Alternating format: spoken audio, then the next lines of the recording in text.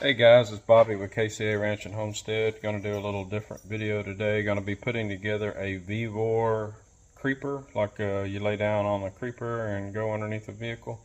It also converts to a automotive work bench or work stool, like a low sitting stool for working on tires and low height items. Let's take a look. First of all, these instructions are total junk. None of it matches up to the parts. None of it matches up to the holes that are pictured. And the pictures are so small that you can't see what they're talking about anyway. So I'm going to try to figure this out. Basically, you got three pieces. 1, 2, 3. This one already had the pre-installed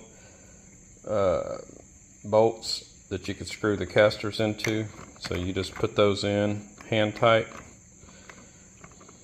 But of course on the instructions it doesn't mention that. It says you have to install these to install the casters, but it only came with 4 of those. So looks like you got to put these 4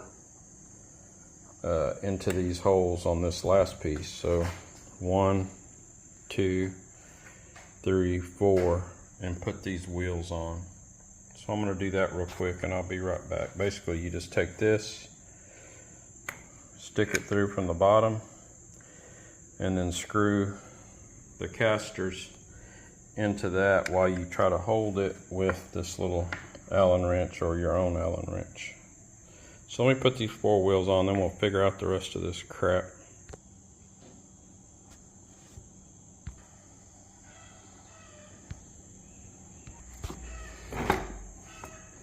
Okay, when you're putting on the 4 wheels on this last piece, the biggest piece, it says these back 2 wheels. So if you look, it's the rounded side, the closed side, not the open side.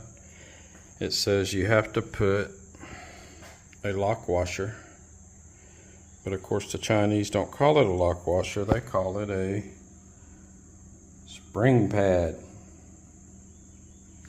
So you're going to put this freaking spring pad on these 2 only.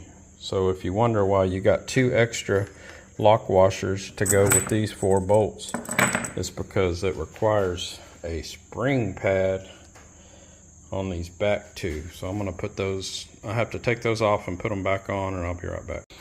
Okay, I missed a step of putting the lock washers underneath these, all of these different wheels. So I'm going to put those on, even though 2 of them were built in and there's really nowhere to put a lock washer. So once again, the instructions are crystal clear, straight out of China. Okay, the wheels are on, or casters. So the way it lays out is this piece with the curved side, and then this middle piece, the one with the smallest pad, goes, these rails go on the inside so that these holes line up. And then there's one spring clip plunger looking pin that you can pull out, and that's going to probably make it elevate into a stool. So I've got that stuck in there right now. There's another hole for that to go in. That's not the same hole as the bolt hole, which is right there. So we're going to put these 4 bolts and lock nuts into here. And the instructions do say the 4 screws here do not screw too tight. Screw out 4 millimeter, otherwise will affect folding function as picture. And you don't want a fault phenomenon. You don't want that. That's the same in America as a catastrophic failure. So be careful of the fault phenomenons.